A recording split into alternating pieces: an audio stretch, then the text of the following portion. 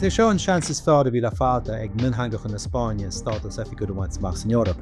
Ach má imin Pedro Sanchez as a rialtas is cruú an tíal a bheits ar siúd atá larach.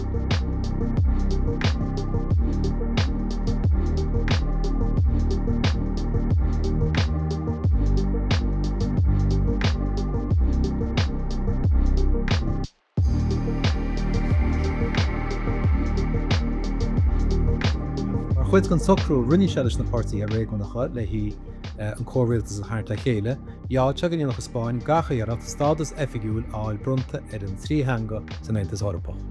Ach ní le gairí go máile iarachtaí Sanchez agus a go leorgan na báilstáid ag seasa ina chunne. Tagann sé seo ag trán le bhfuil pártaí na Chatalóine i gairí ní aideach leis an ascailt doch an cín, rud i chialann go bhféadfadh an cóirialtas titim.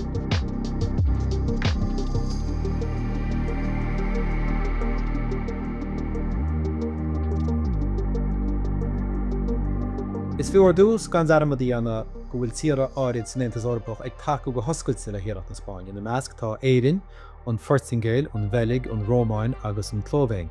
Ach tá báilstáid eile nach chuir ag taú leis agus tá cúiseanna ag Slovaco.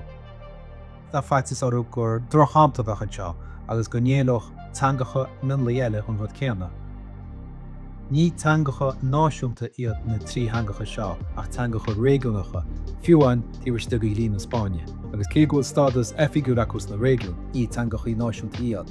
Agus tá báilstáid áirithe eabhreachsach faoin deacracht de drí amhaine sa sin agus faoin gostas a bheith leis sinna chuir a bhain amachchan seo.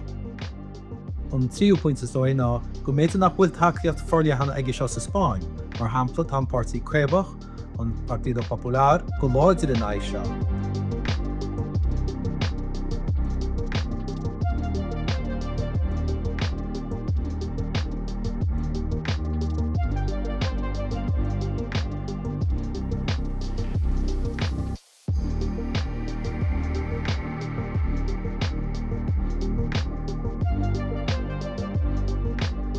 Tá Spáin sásta an costas blian túil, costas tuairimsa agus 2 milliún na bliana ina thomláine iad hain. Tá sé molta freisin ag Spáin go dúirí stádas páirteach isteach ar dús, mar a hála agus an Ghailge ábhí sa seach. Nach an Chatalóinis ar tríú teanga dé agus mó láras na Aontas Eorpach. Chun tosa go dtí bhíonar hangacha oifigiúil cos leis an Danmhairgéis, an Iomlainis agus an Ghailge fiúin. Má tá teangacha san Aontas Eorpach le a bhhaid níos lú caintearí na teangacha seo as go bhfuil stádas oifigiúil acu, feicimsa go bhfuil cás láidir an go mbeadh na cearta céanna acu seo.